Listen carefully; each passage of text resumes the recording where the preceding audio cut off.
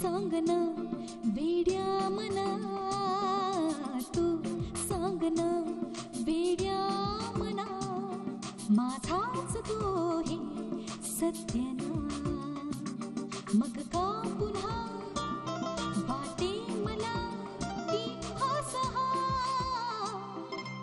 आभास हा आभास हा.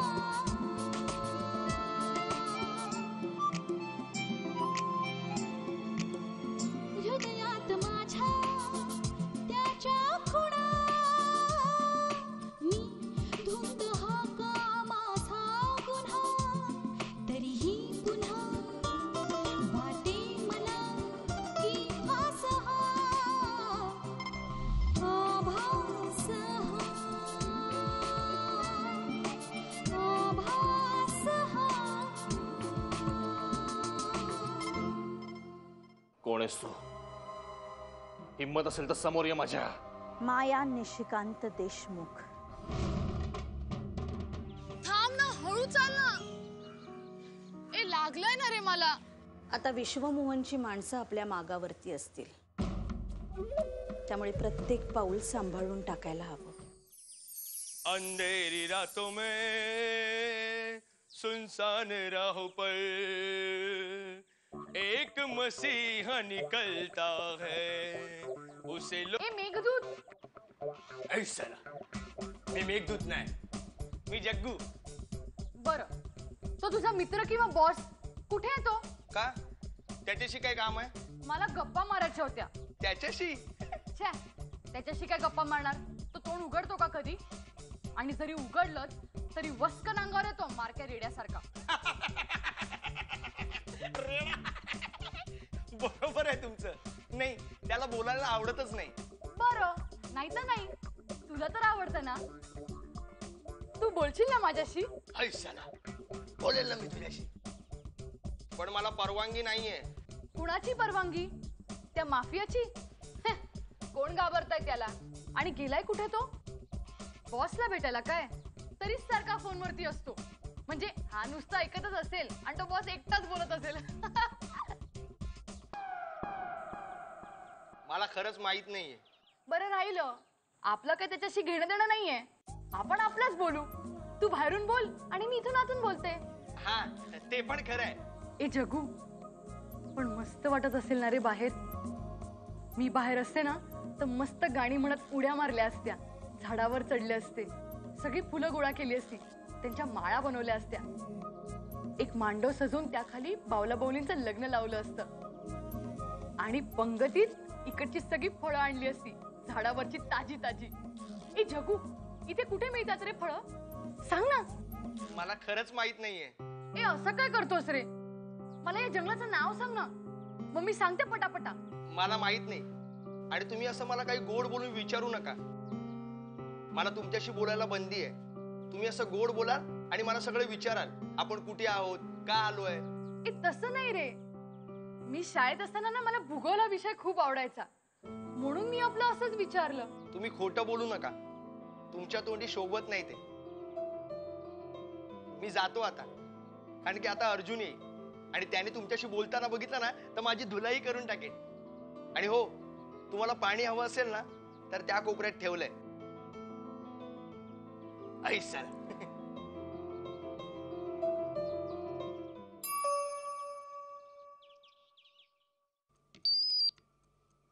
आई, अगं विश्वमोहनचा फोन आहे ना, आता घे ना.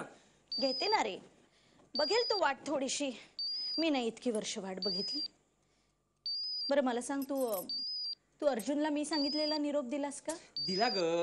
मी त्याला सांगितलंय की तू इथे येऊ नको, इथे फोन करू नकोस. तो बाजारात भेटलेला, मी त्याला सांगितलं इकडे येऊ पण नकोस म्हणून. तू फोन घे ना पण लवकर. अगं घे ना लवकर.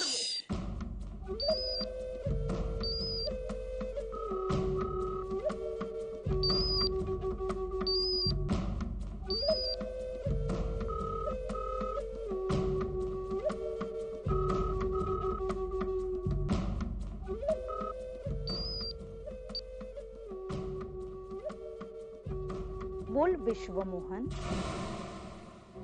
मला कसा काय फोन केलास तू? काय हवंय काय तुला? हेच मी तुला विचारतोय. काय हवंय तुला? आर्याकडून तुला काय मिळणार आहे? एवढ्यात विसरलास? पण मी कशी विसरेन रे? मी तुला म्हटलं होतं ना, मी तुला माझ्या पायावरती नाक घासायला लावीन म्हणून. माझे तळतळाट तुला भोवतील. तुझी अब्रू मी चव्हाट्यावरती आणल्याशिवाय स्वस्थ बसणार नाही. एक दिवस माझ्या दारात येऊन माझ्या पायावरती नाक रगडायला लावीन मी तुला. माझ्या धाकट्या बहिणीला वापरतेस त्यासाठी? मला खरं तर मोठीलाच उचलायचं होतं. तिचंच लग्न होतं ना. भर मंडपातून नवरी मुलगी गायब झाल्यावरती किती चिथू झाली असती नाही तुझी? असो, धाकटीवरती पण खूप जीव आहे ना तुझा. लाडाची बहीण आहे ती तुझी. हिम्मत असेल तर सोडवून दाखव. गमजा मारतीयस? अहा, करून दाखवलंय मी. तुझ्या नाकाखालून तुझ्या बहिणीला शेकडो माणसांच्या समोर उचलून आणलंय मी. माझ्या बहिणीच्या केसालाही धक्का लागला ना तर बघ तू. माझी जात तुझ्यासारखी नाहीये रे. तिला काही होणार नाही. पण तू जर वेड्यासारखा वागलास ना तर मग. किती पैसे हवेत तुला? तूच सांग मला. तुझ्या लेखी तुझ्या बहिणीची काय किंमत आहे ती कळू देत मला. म्हणजे तेवढी पोचती करते तुझ्याकडे. फालतू बडबड बंद कर. माझ्या बहिणीला सोडण्याचं काय दाम हवंय ते बोल. पैशाची गुरमी उतरली नाहीये रे तुझी. उतरेल. तुला जर तुझी बहीण हवी असेल तर इथे माझ्या दारात येऊन माझ्या पायावरती नाक रगडायचं.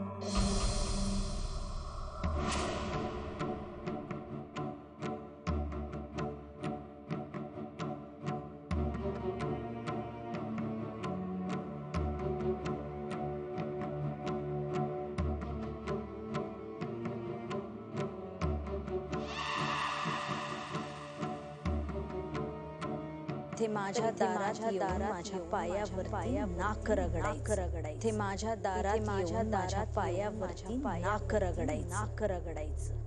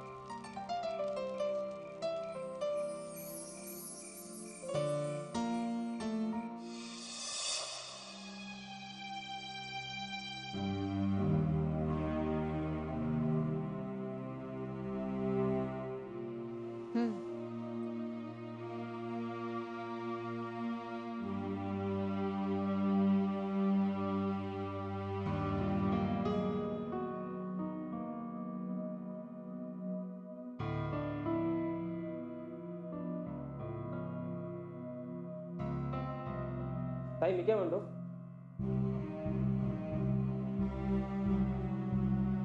ताई ताई कुठे हरवलीस? हरवले नाही रे. कारण त्या आठवणी नाहीच आहेत माझ्यासाठी. आजही प्रत्येक क्षण अगदी लख्ख आठवतोय मला. काळी जळतं तो क्षण आठवला तरी, ज्यावेळी माझी कूस कायमची रिकामी झाली.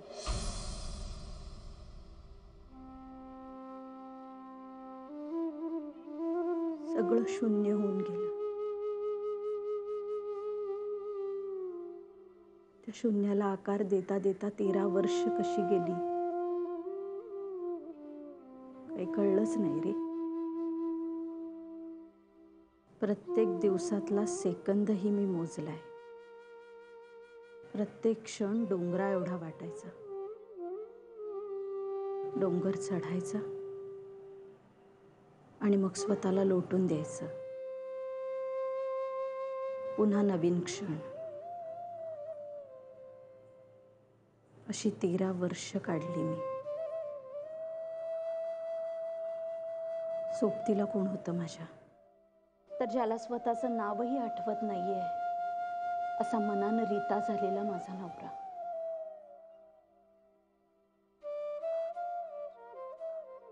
ज्याला काही भावना नव्हत्या, आठवणी नव्हत्या, भविष्याची काही स्वप्नही नव्हती.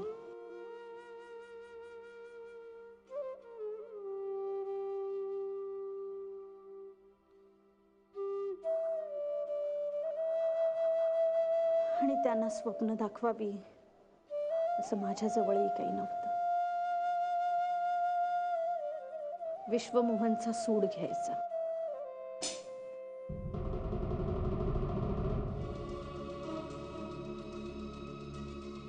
माझी जपाची माळ कुठे आहे?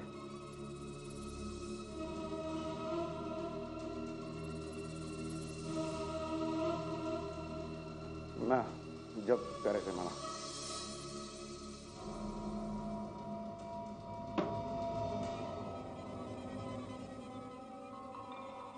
भाऊजींना हे असं बघणं तुला खूप जड गेलं असेल ना ताई?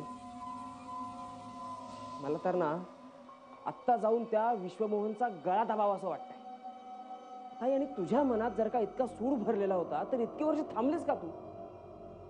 तू हे कधी करू शकली असतेस? त्याच्या बहिणी त्याच्या बरोबरच राहत होत्या ना, मग जे आपण आज केलं ना ते कधी करू शकलो असतो?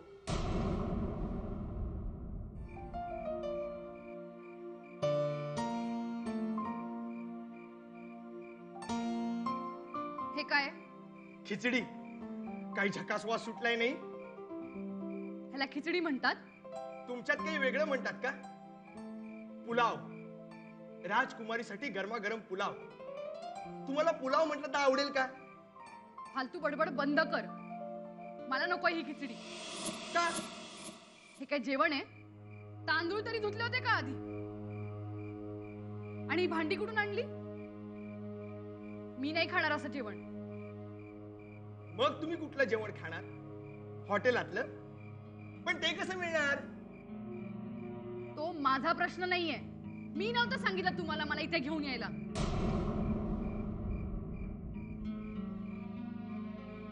आता मला जे हवंय ते मला मिळायलाच हवं. पण खा ना, छान गरम गरम आहे खिचडी, मस्त.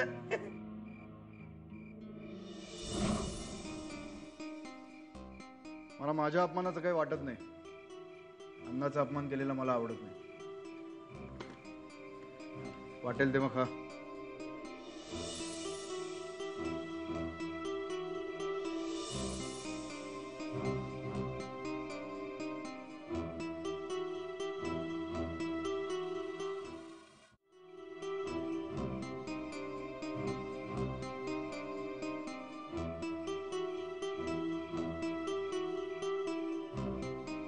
वाह, काय उत्तम जेवण बनवता तुम्ही. आजपासून मामूची खानावळ बंद, अर्जुनची चालू. उद्यापासून तूच जेवण करत जा. आणि खिचडी बरोबर पापड बिपड असेल ना तर मजा येईल. मला तळलेले पापड फार आवडतात. उत्तम. राजकुमारी, एखादा घास खाऊन बघा. जाऊ दे, तू जेव शांतपणे.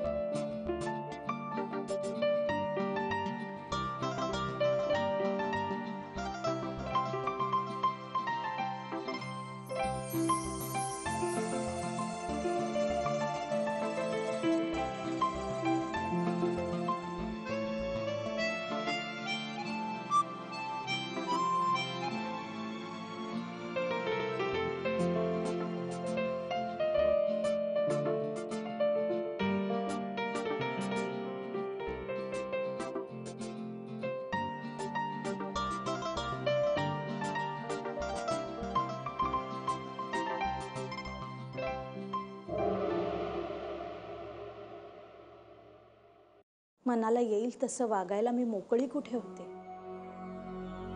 नवऱ्याने संसार सोडला म्हणून बायकोला संसार नाही सोडता येत.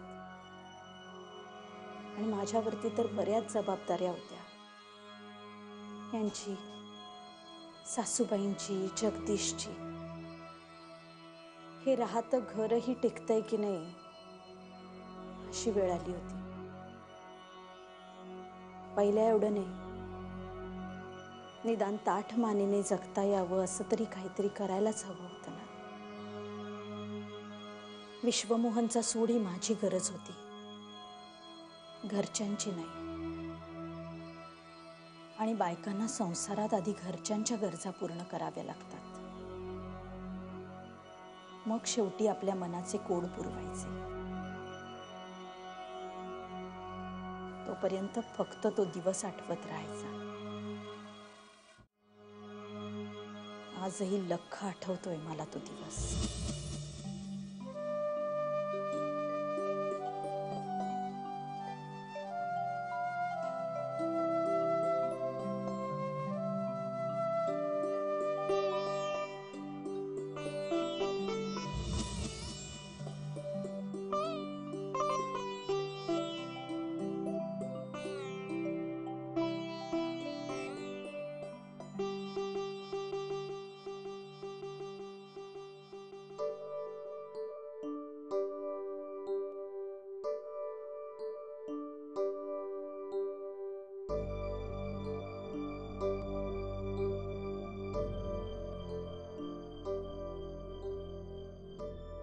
काय विश्वा, झालं का काम? नाही ना, ते ओसवाल शेठला माझ्याशी बोलायला पण वेळ नव्हता. मला म्हणाला होता आज माल देतो, आणि त्या भरोश्यावर मी सगळ्यांशी बोलून बसलो. याशाने माझं नाव खराब होईल ना मार्केटमध्ये. अरे साहजिक आहे, पैसे दिल्याशिवाय कोण माल देणार आहे तुला? तुला जास्त गरज आहे ना ती पैशांची. तुला आर्याच्या शाळेचं डोनेशन पण भरायचं होतं ना. डोनेशनचं सोडा, पोरगी भावली मागते त्याला पण पैसे नाही. तिघींची जबाबदारी, शाळेचा खर्च, कसं सगळं पार पडणार आहे काय कळत नाही. तुला पैसे हवेत का काही? मी देतो. तुला लागतील तेव्हाही आणि घेऊन जा. नाही, मला असे पैसे नको. मला हक्काचे पैसे हवेत, माझे पैसे. खूप पैसे कमवायचेत मला, खूप कमवायचे. ओसवाल शेठनी माल नाही दिला तरी फरक नाही पडला पाहिजे. एवढे पैसे कमवायचेत ना की रोख रक्कम टाकून माल उचलता आला पाहिजे. माझ्याकडे एवढे पैसे असते तर काय हिंमत होती ओसवाल शेठची मला नाही म्हणण्याची. पण काय करू, उधारीवर धंदा करतोय ना. अरे व्यवसाय म्हणला की आलंच, कधी रोख कधी उधार. पण तुला एक सांगू, हा जो तुझा बेधडकपणा आहे ना, ही धडाडी जी आहे तीच तुला एक दिवस खूप वर घेऊन जाणार आहे. तुम्ही म्हणताय ते एक दिवस करून दाखवीन.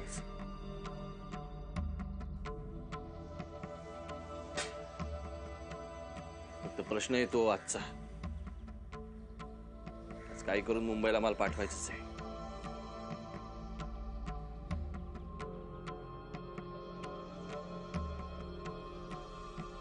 किती हवेत बघ, विचार कर. कर्ज म्हणून देत नाहीये, माझा पार्टनर होऊन जा. तुला कधीपासून सांगतोय मी. आता माझा धंदा काय फार मोठा नाहीये, पण आपण दोघं मिळून तारून घेऊ ना. हे पैसे कसेही कमवता येतात रे. या व्यवसायात महत्वाचं असतं ना ते माणसांचं एकमेकांशी असलेलं नातं जपणं. ते जमायला हवं. कर विचार कर. किंवा खरं सांगू, अजिबात विचार करू नकोस. हो म्हणून टाक. मी रोजच्या व्यापातून मोकळावेन आणि तुला तुझी बाजारात एक स्वतःची खास जागा निर्माण करता येईल.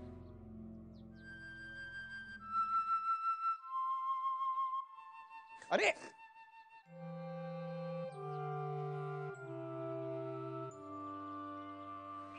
दोन लहान बहिणी आहेत मला. त्यांना काही झालं की त्या माझ्याकडे येतात. मला वाटायचं मी कोणाकडे जाऊ, पण आज मला वाटतंय मलाही एक मोठा भाऊ आहे. विश्वमोहनला याने धंद्यात भागीदार करून घेतलं. सुरुवातीपासूनच यांना अध्यात्माची खूप आवड. सतत गाथेची पारायण करायचे. प्रत्येक वेळी एक नवा अर्थ मिळतो म्हणे अभंगातून. विश्वमोहनवरती फार विश्वास. तो माझ्या बरोबर आहे ना, म्हणजे धंद्याची काही काळजीच नाही असं कित्येकदा म्हणून दाखवलंय त्यांनी मला. विश्वमोहनचं खरं रूप यांना कधी कळलंच नाही.